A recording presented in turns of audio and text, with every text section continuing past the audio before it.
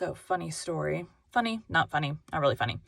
I should avoid my reviews for my audiobooks, but today I was looking to see, if I had any new reviews, because I'm a glutton for punishment.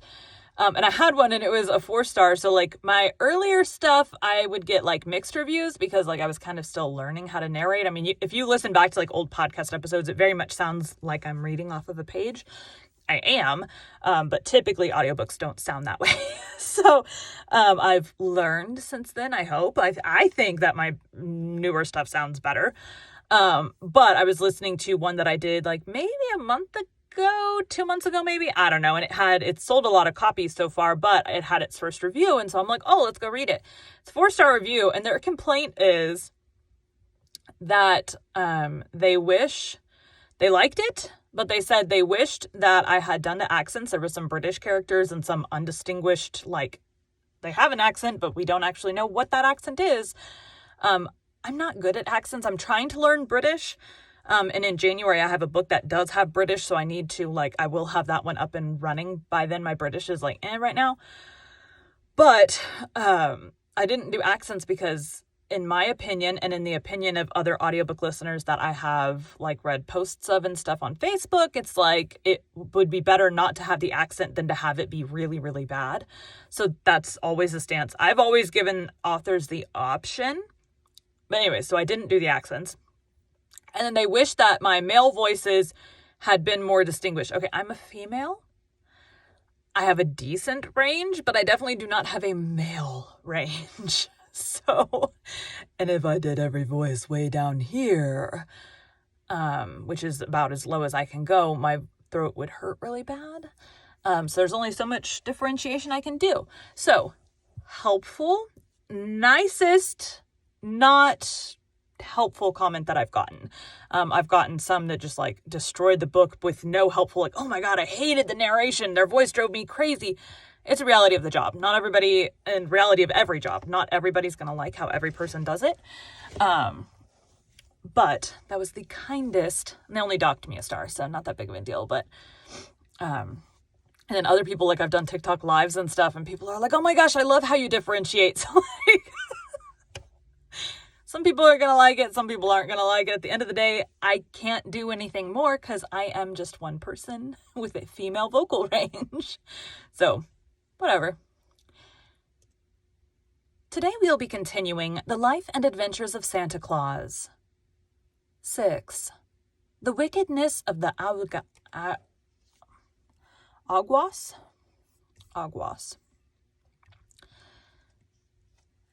Awgwas. That's what we're going with. 6. The Wickedness of the Awgwas.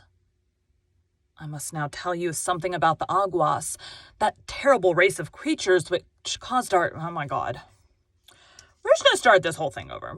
It's just... No. Sometimes you have to do that. One, I need to get a drink because I haven't got one. But sometimes it's better to start from the beginning because something is clearly off. That's what we're going to do today. Today we'll be continuing The Life and Adventures of Santa Claus. 6. The Wickedness of the Awgwas.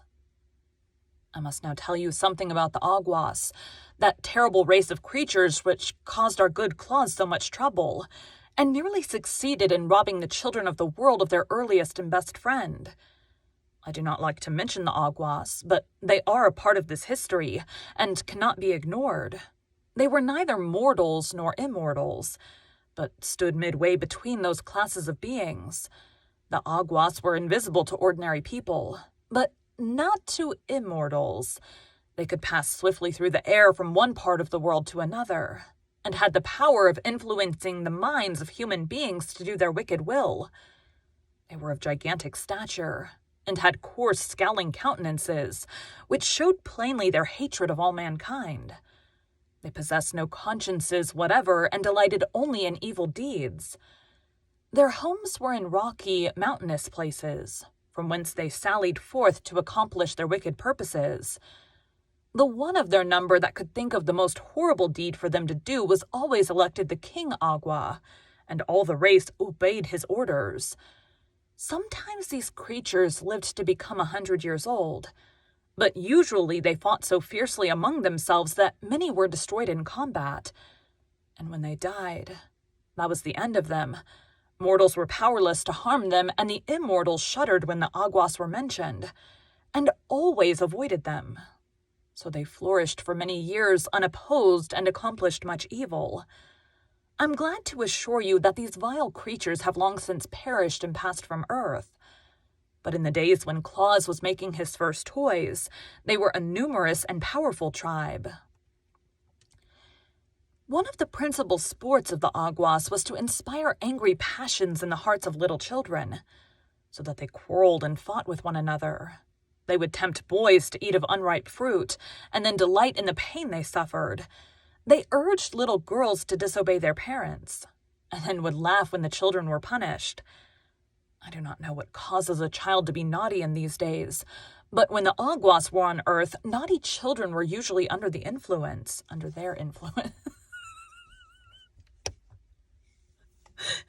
Naughty children under the influence. Oops. But when the Awgwas were on Earth, naughty children were usually under their influence. Now, when Claus began to make children happy, he kept them out of the power of the Awgwas, for children possessing such lovely playthings as he gave them had no wish to obey the evil thoughts the Awgwas tried to thrust into their minds. Therefore, one year, when the wicked tribe was to elect a new king, they chose an Awgwa, who proposed to destroy Claus and take him away from the children. There are, as you know, fewer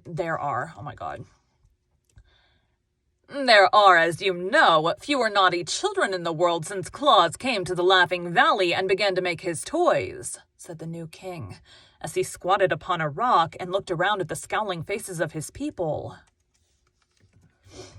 We're going to save that voice. This is the King Awgwa.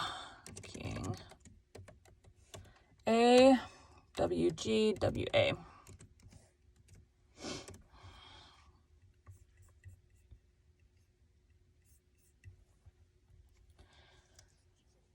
Why, Bessie Blithesome has not stamped her foot once this month, nor has Mary's brother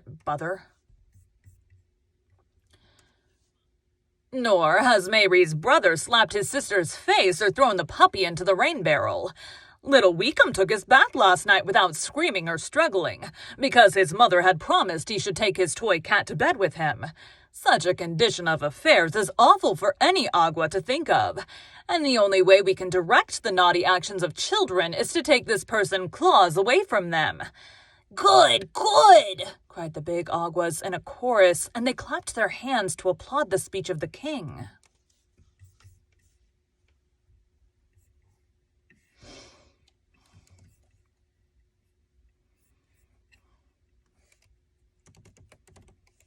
Awgas, paste. In case I ever have to reference it later in the book. But what shall we do? But what shall we do with him? Asked one of the creatures. I have a plan, replied the wicked king, and what his plan was you will soon discover. Excuse me. That night, Claus went to bed feeling very happy, for he had completed no less than 4 pretty toys during the day, and they were sure, he thought, to make 4 little children happy. But while he slept, the band of invisible Awgwas surrounded his bed, bound him with stout cords, and then flew away with him to the middle of a dark forest in far-off Aethop, where they laid him down and left him. When morning came, Claus found himself thousands of miles from any human being, a prisoner in the wild jungle of an unknown land. From the limb of a tree above his head swayed a huge python, one of those reptiles that are able to crush a man's bones in their coils. A few yards away crouched a savage panther, its glaring red eyes fixed full on the helpless Claus. One of those monstrous spotted spiders whose sting is death crept stealthily toward him over the matted leaves. which shriveled and turned black at its very touch. But Claus had been reared in Burzee and was not afraid. "Come to me, ye nooks of the forest," he cried, and gave the low, peculiar whistle that the nooks know. The panther, which was about to spring upon its victim, turned and slunk away. The python swung itself into the tree and disappeared among the leaves. The spider stopped short in its advance and hid beneath a rotting log. Claus had no time to notice them, for he was surrounded by a band of harsh-featured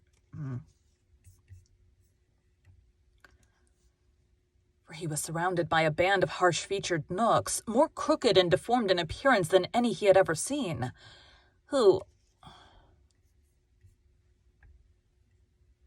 It's going to be the last chapter I'm going to get done today.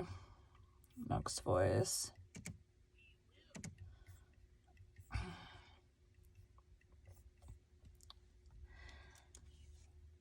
"Who are you that call on us?" demanded one in a gruff voice. "The friend of your brothers in Burzee," answered Claus. "I've been brought here by my enemies, the Awgwas, and left to perish miserably. Yet now I implore your help to release me and to send me home again." "Have you the sign?" asked another. "Yes," said Claus. They cut his bonds, and with his free arms he made the secret sign of the nooks. Instantly they assisted him to stand upon his feet, and they brought him food and drink to strengthen him.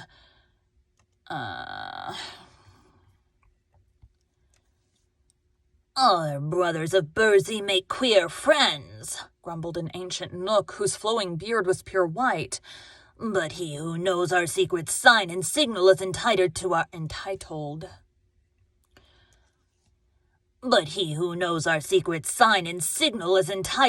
help, whoever he may be. Close your eyes, stranger, and we will conduct you to your home. Where shall we seek it?" "'Tis in the Laughing Valley," answered Claus, shutting his eyes. "There is but one Laughing Valley in the known world, so we cannot go astray," remarked the nook. As he spoke, the sound of his voice seemed to die away, so Claus opened his eyes to see what caused the change. To his astonishment, he found himself seated on the bench by his own door, with the Laughing Valley spread out before him. That day he visited the wood nymphs and related his adventure to Queen Zerlene and Nasil.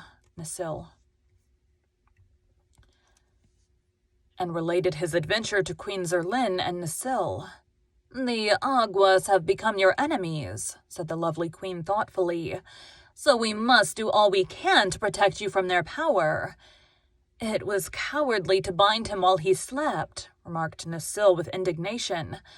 "The evil ones are ever cowardly," answered Zerlin, "but our friend's slumber shall not be disturbed again." The queen herself came to the dwelling of Claus that evening, and placed her seal on every door and window to keep out the Awgwas. And under the seal of Queen Zerlin was placed the seal of the fairies and the seal of the reals and the seals of the nooks, that the charm might become more powerful. And Claus carried his toys to the children again, and made many more of the little ones happy. You may guess how angry the King Awgwa and his fierce band were when it was known to them that Claus had escaped from the forest of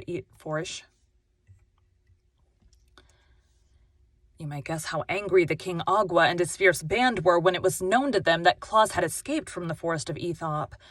They raged madly for a whole week and then held another meeting among the rocks. "It is useless to carry him where the nooks reign," said the king, "for he has their protection. So let us cast him into a cave of our own mountains, where he will surely perish." This was promptly agreed to, and the wicked band set out that night to seize Claus.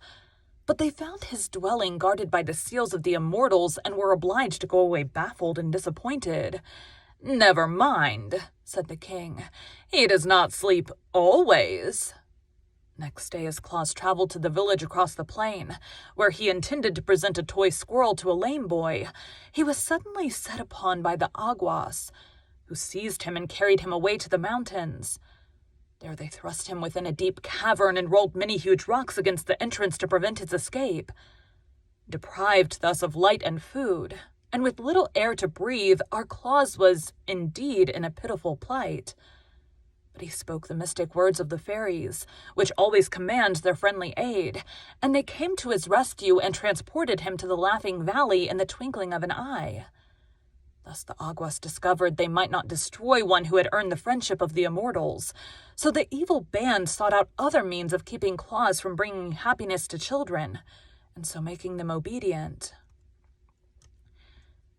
Whenever Claus set out to carry his toys to the little ones, an Awgwa, who had been set to watch his movements, sprang upon him and snatched the toy from his grasp. And the children were no more disappointed than was Claus when he was obliged to return home disconsolate. Still he persevered, and made many toys for his little friends, and started with them for the villages. And always the Awgwas robbed him as soon as he had left the valley. They threw the stolen playthings into one of their lonely caverns, and quite a heap of toys accumulated before Claus became discouraged and gave up all attempts to leave the valley. Then children began coming to him, since they found he did not go to them, but the wicked Awgwas flew around them and caused their steps to stray and the paths to become crooked. So never a little one could find a way into the Laughing Valley. Lonely days now fell upon Claus, for he was denied the pleasure of bringing happiness to the children whom he had learned to love. Yet he bore up bravely, for he thought surely the time would come when the Awgwas would abandon their evil designs to injure him.